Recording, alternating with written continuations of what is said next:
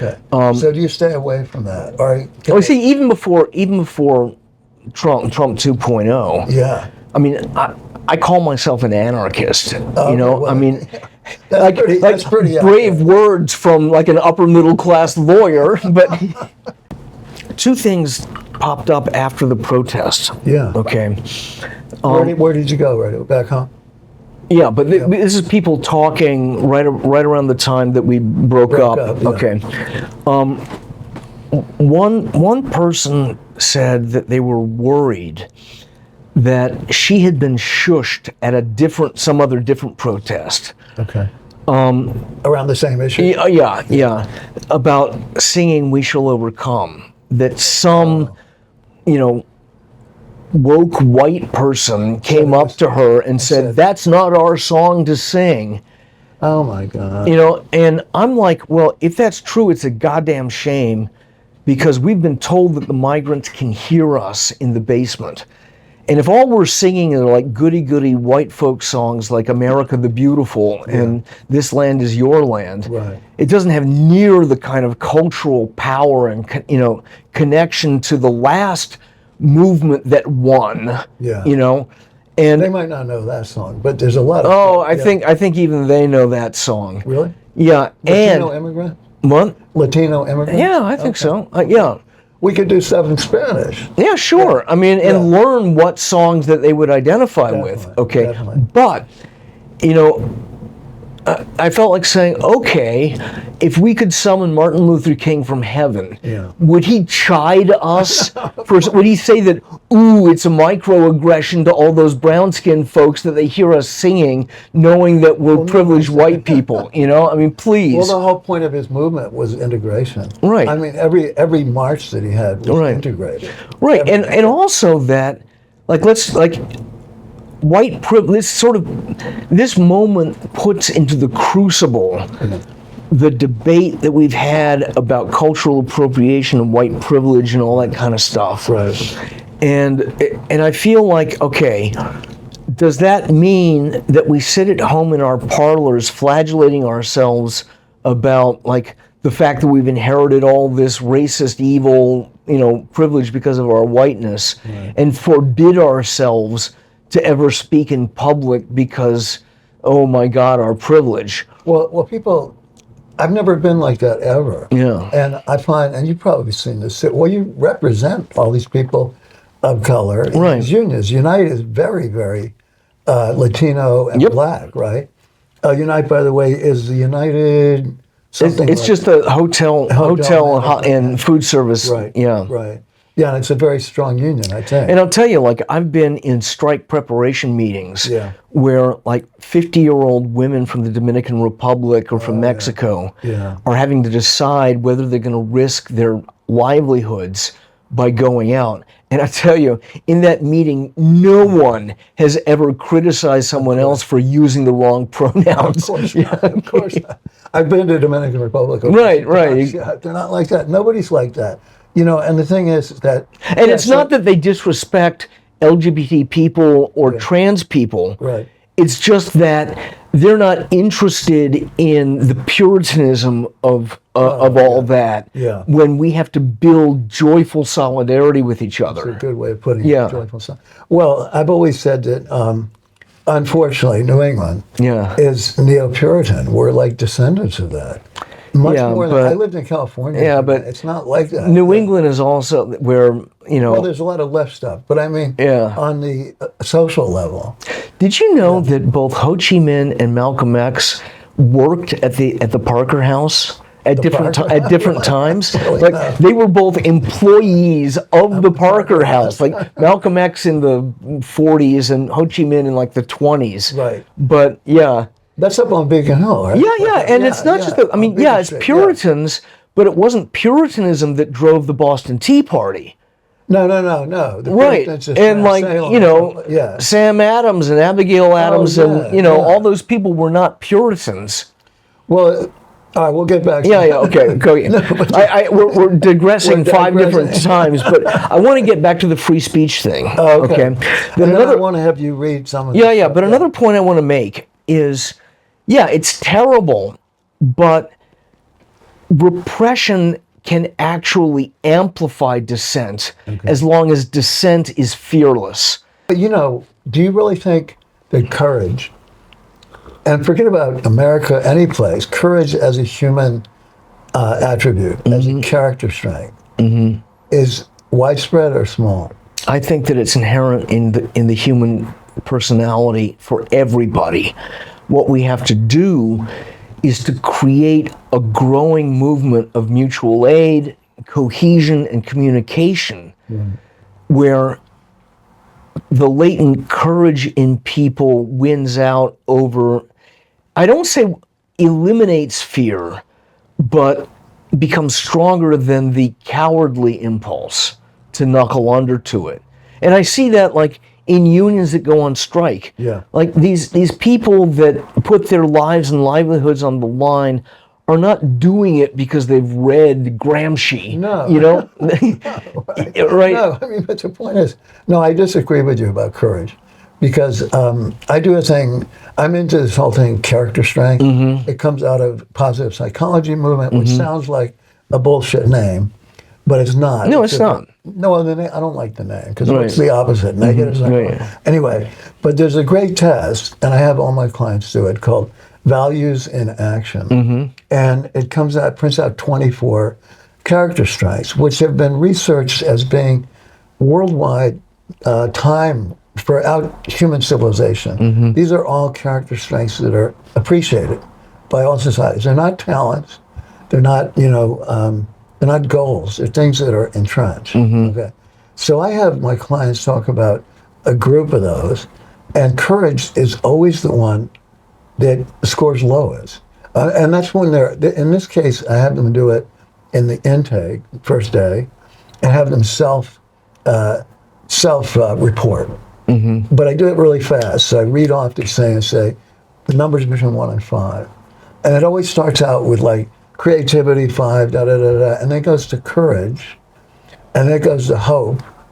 And those go way low. The hope thing makes sense, hope and optimism, because they're coming to therapy, so they're not feeling great usually.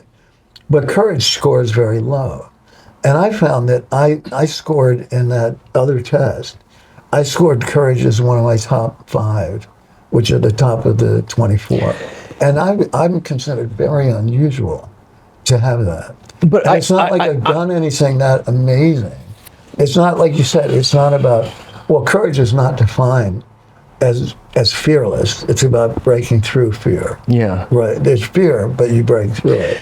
Yeah. I mean, but you're not saying anything I disagree with here. Okay. But what I would suggest is that the score, the sort of the thing that you're measuring, is a snapshot in time. Yeah. It is like a frozen moment where our job is not to say, you must have courage as the dominant trait of your personality. Right. But we are going to take this tiny little part of your personality and try to grow it. Well, I'm totally in favor of that. I mean, this is a stupid example. Yeah. My son is a champion decathlete. Wow. In track and field. Right. And you mean all 10? What? You mean all 10? 10 events. Wow. Okay. And he's really good in the speed events. He wins the hurdles and the 100-yard dash. Right. But he's not so strong in like the javelin throw and the discus and all these things where he's up against these ripped guys like Hulk angry, and they throw the javelin like a country mile, right? What about shot put? Yeah, same shot put, same type of thing. But the reason that he does well in these competitions is not that he's maxing out on his speed events.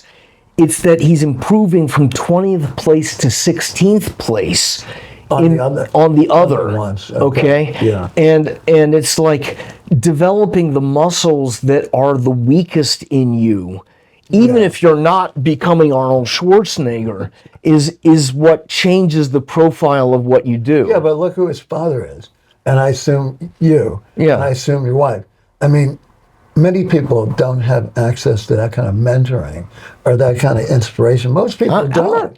Most people don't. But I'll tell you an example. Most people don't have anything close to that.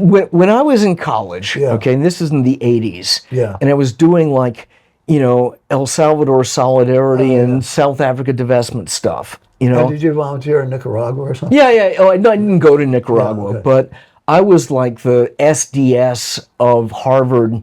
Oh, you were at Harvard? Yeah, I was at Harvard. Okay. And We won't hold that against you. believe me, like being a radical student in the Reagan years was a pretty lonely demographic. Definitely. And humor is really part of it. Well, because humor dispels fear. Right. Not just because people are laughing and feeling something other than terror. Yeah. But humor is a way of communicating that we are beyond their reach. That we live in a world where our souls are intact, no matter how many ICE agents are out in the street, no matter how many, no matter what horrible thing Stephen Miller is trying to do to us. Right. No, but I mean, humor is also a way of communicating across everything. I mean, it's like music, mathematics, humor, they cross all lines. Yeah. So it's a great aspect of communication. Yeah. It doesn't have to be, well, I mean, my favorite guy, is that up here? No, is Lenny Bruce up here, Johans? No, because I got turned on to Lenny Bruce. Do you know who he was? Oh, yeah. Oh, okay, good.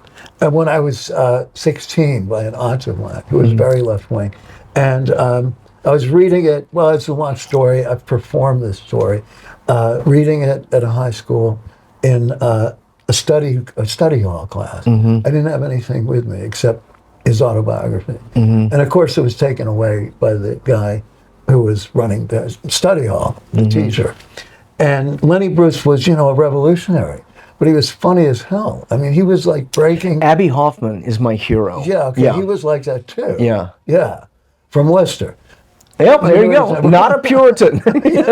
One of my favorite stories is about Jean Moulin, who was the leader of the French resistance. Okay. And until he got betrayed and captured in 1943. Okay. And two things about him: that he was not the guy who's leading Hogan's Heroes teams of saboteurs, like blowing up Nazi staff cars. I mean, that did happen when the Parisian uprising in 44, or like when the resistance chopped down trees to keep Rommel from getting to the D-Day beachhead. I mean, like there was that, but it was only possible because people like Jean Moulin were quietly building the network of cells. They weren't even like doing anything. Right. That's what you were saying. They weren't even actually doing anything more than surviving and knowing that they were like growing in different places. Okay. But the story, it may be apocryphal, okay? But the story is that after he got captured and he's in the basement of the Gestapo headquarters in Paris,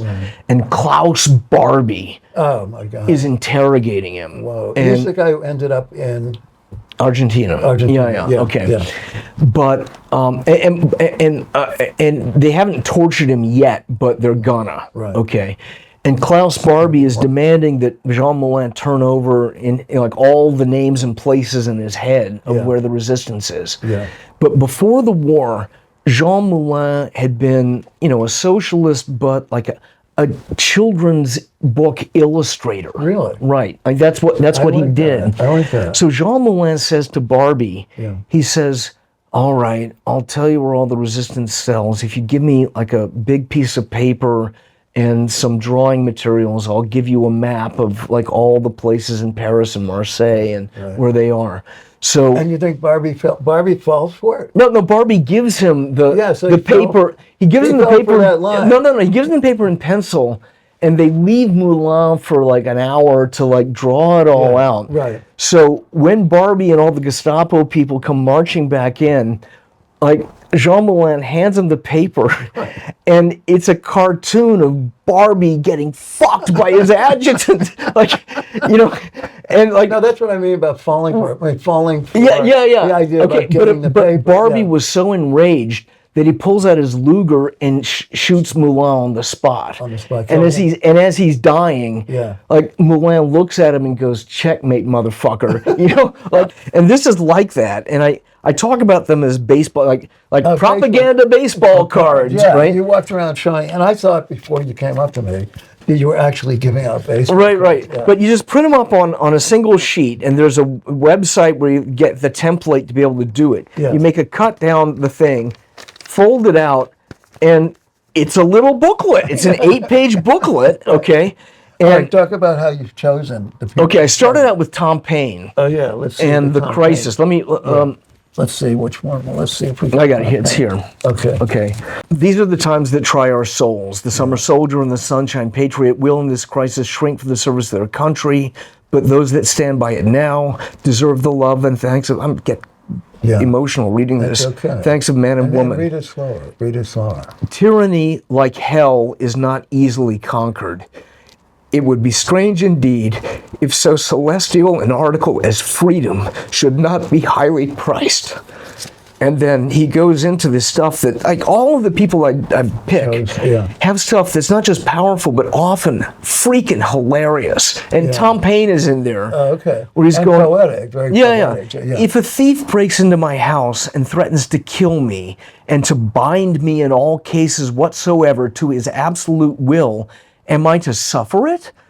Let them call me rebel and welcome, but I should suffer the misery of devils were I to make a whore of my soul by swearing allegiance to a sottish, stupid, stubborn, worthless, brutish man. And obviously Tom Paine is talking about King George III, but in the zine I put a little picture of Trump at the bottom, okay? And say something to people who don't know who Tom Paine is. Okay, Tom Paine is the most radical Democrat, the most left wing of, like, much more than like George Washington or, More than Sam Adams?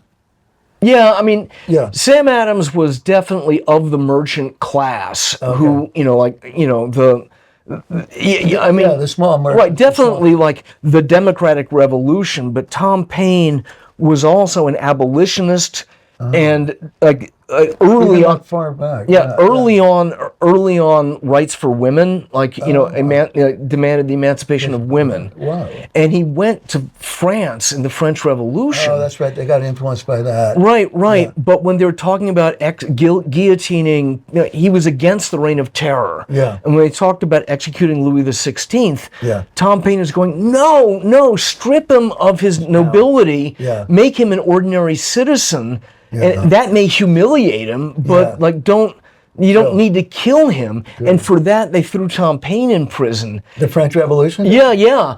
And it was only by a miracle that he escaped being guillotined himself. And he escaped, and he got out of the Bastille and back. Right. Anyway, but the point is. And where was he from?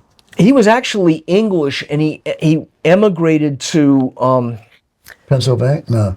I forget what, like New Jersey, I think. Okay. Yeah. But the point, I mean, he gets cited and people read The Crisis. Oh, let me read one more thing. Sure. He says, was that a book called The Crisis? Yeah. Okay. It was a book. It was actually a pamphlet that he puts out in December 1776. Oh, yeah. And what people forget is that... That's after April, Yeah, but... That's after the Declaration. Yeah. Oh, yeah. After the Declaration of Independence. Well, and after the first battle. Yeah, but what people forget is that the revolution was losing.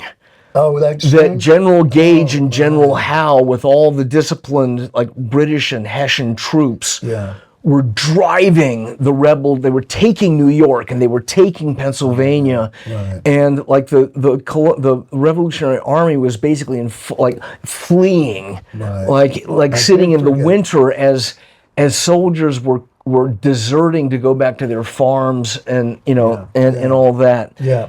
And he's writing this at a time that it looks for all the world like the British monarchy is going to drown the revolution in blood. Yeah. And the pamphlet comes out totally defiant, and Washington distributed it to the troops. It got to Washington, he distributed it. Yeah, but it was also read all over the colonies, okay? But here's another thing. He says, every Tory is a coward for servile. Explain what the Tories are. The Tories were the large group of colonists who remained loyal to George III. Yeah. He says, for every Tory is a coward, for servile, self-interested fear is the foundation of Toryism. And a man under such an influence, though he may be cruel, never can be brave. And I put little pictures of Lindsey Graham and J.D. Vance and Marco Rubio next to that, okay? All right, but doesn't that prove what I said, that courage is pretty hard to find? I mean, what you just read is saying that a majority of people lack courage, even right in the midst of that. But it helps to let people understand that the lackeys who make Trump possible. Well, how about the Tories? I mean, Tories back then were the same as Republican enablers of Trump now. Yes. Okay? But to point out that their power does not come from bravery. Their power comes from fear. Yeah. Right. That's what I meant. And that's why... you're saying they can be developed into courage. Our people. Yeah. No, but when you were saying that courage can be a majority. Yeah. And I was saying, no, it's a pretty small minority. Well, I made one of the signs that you've seen that I made up. Yeah. You know, print them up at Staples, okay? Okay. I'm not sure if I saw it. Yeah. Is a sign that compares, like, a big anti-ICE crowd in L.A. with a lot of Hispanic faces like this. Yeah. Versus a masked ICE agent. Yeah. And I say, like, we are not afraid, but they are. Yeah, well, that's true. Right. But that doesn't mean, well, I don't want to get too much into it, but that's not a cross-section of the country. That's just tiny little pockets. But the tiny little pockets can grow in number. Yeah. You know? And it's like a sliding scale. Like, it's not always... take the activists and make them a super activist, okay? No, it's more like your son. Right. But the people who aren't doing much and bring them up a little bit. And this is what I say about our standouts. We put like 30 or 40 people for 2 hours on a Saturday. Okay? We are not changing people's minds from being pro-ICE to anti-ICE. Right. We are not just really doing propaganda against Trump and Stephen Miller. Right. We are doing propaganda against fear. Yeah, and we're getting a lot of... I mean, but we're also in Massachusetts. Yeah. Yeah, and we don't get any opposition practically. No, we do get people, like probably ICE agents. Yeah, but I mean, almost everybody who comes by honks. Right, but that's my point, okay? That I bet that a large number of the people who honk... and support us, I bet that is probably the first moment that they've had a chance to express that. That they have ever expressed that. They don't go to rallies and they don't put out political Facebook posts. Right. But the mere fact that for 2 seconds that they honk in support of us going by starts to break the ice. That now they have done one tiny little thing. That I agree with you. And and we're not making them into like revolutionaries, but it does mean that we've moved them from total passivity into feeling like I can get away with this. Yeah. Like I can honk and an ICE agent can't pull me over and arrest me, right? Yeah. Yesterday, as you know, a guy who had just been released came to our standout. Yeah. Now, was that the part where we were at the building? And No. I missed the thing you're talking about. Okay, well, yeah. I'll tell you what happened. Yeah. Okay, we're out there on the standout before the speechifying that we do. Okay, and I missed that. I was okay. Yeah. When we get to be Facebook friends, you'll see what I'm talking about. Okay. Yeah.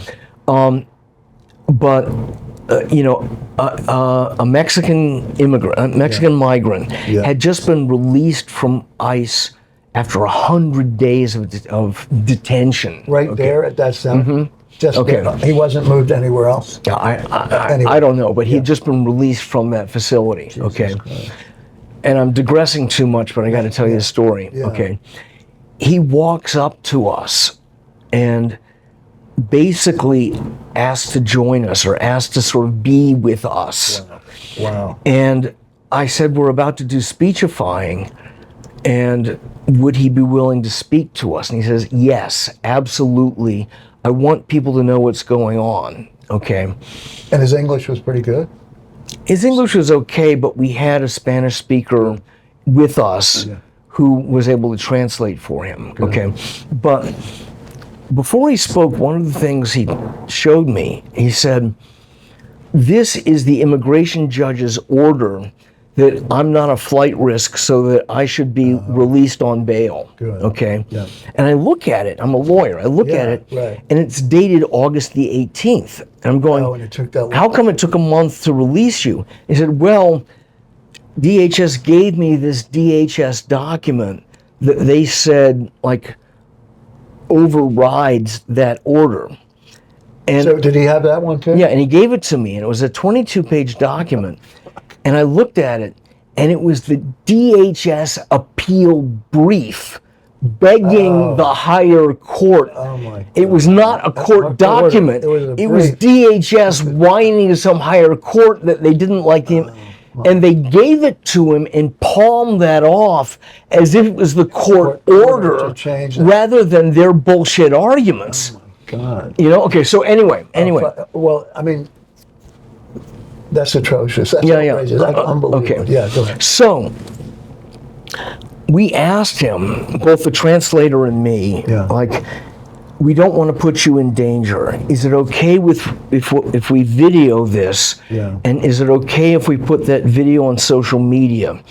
And he was emphatic, about like, yes, right. That I want you to do this. And the chat group is arguing about that. Yeah, okay. Talking about that. And we would never have done that if he had just sort of said, well, maybe do it. I mean, like, he was emphatic about that. Right, wow. And when he spoke, and you'll see the video, he didn't say anything that violated the law or any of his bail conditions. He just said, you know, I had a bed, but most people were on the floor, and the food was terrible. I mean, he was just sort of talking about the objective facts of what had happened. Right. And that they released him while holding on to his driver's license and his credit cards.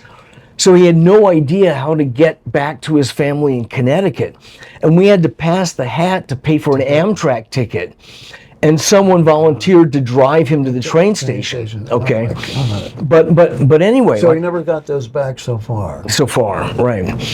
But he's also scared that what if ICE picks him up and they find out that he doesn't have ID, like, you know, like, you know, like that kind of thing. But anyway, so what happened was, after I posted that on Facebook, some people in the group quite correctly and validly raised the concern about him. About this. But I don't get me wrong, that is completely valid, and we should always make sure that we don't out a migrant. Of course. That against their will, okay. And what would be your point of view different from what they said about not putting? It wasn't a point of view because they weren't saying you're bad, take it down. Yeah. They just they probably didn't know that we had asked him and that he had emphatically said yes. So I do not fault them for raising this. Right. Okay. Yeah.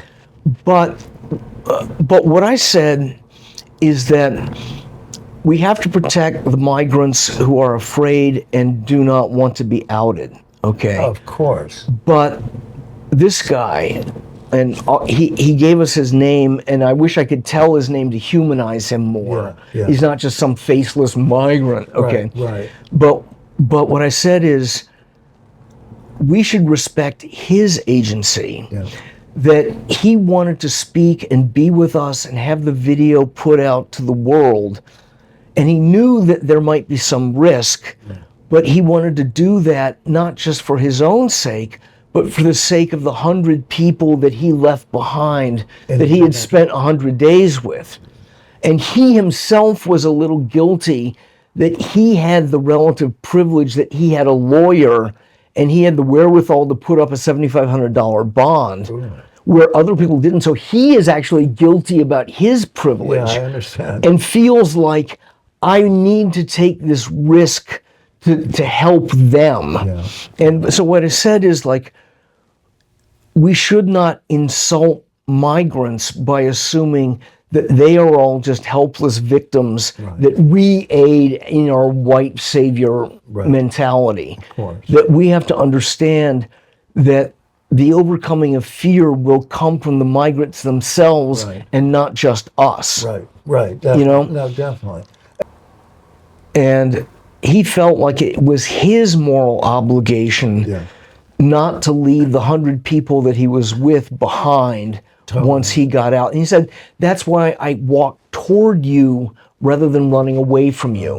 You know? He was walking. So he had just walked out of He had just walked out of ICE, and he knew that which we was were just a few blocks. Yeah, and he knew that we were protesting ICE. Okay. And he came to us because he wanted to join us rather than running away in fear that he would get... Right. So what I'm saying is, like, we have to understand that courage is not a virtue that white middle-class liberals monopolize. Who was thinking that? No, come on. Well, but there are a lot of people that not in our group.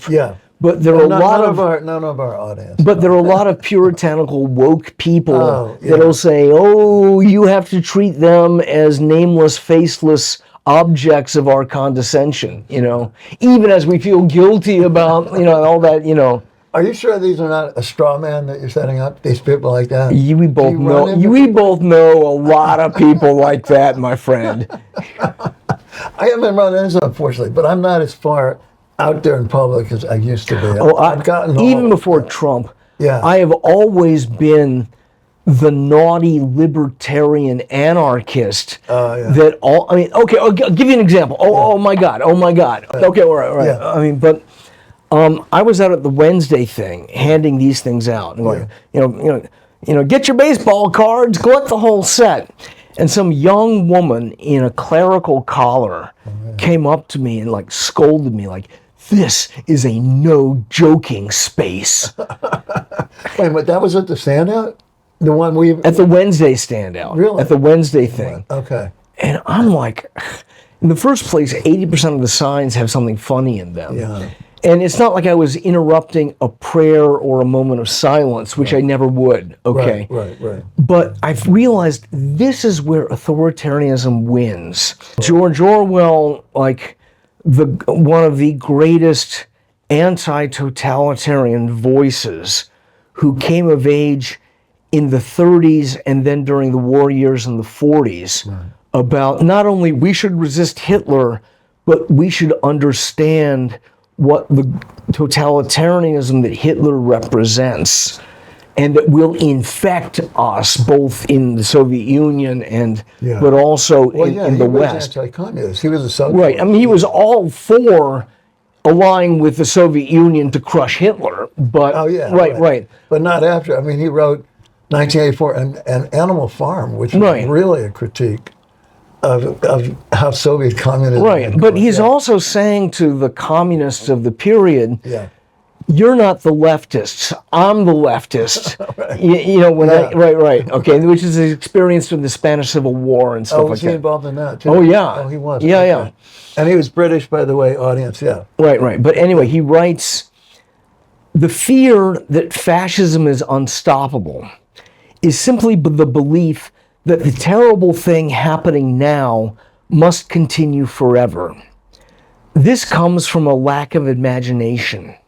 At each point, it predicts a continuation of the thing that is happening. This is not simply a bad habit. It is a major mental disease.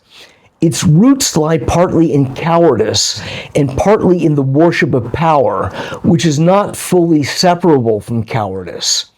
In each case, it is the same instinct, the instinct to bow down before the conqueror of the moment, to accept the existing trend as irreversible.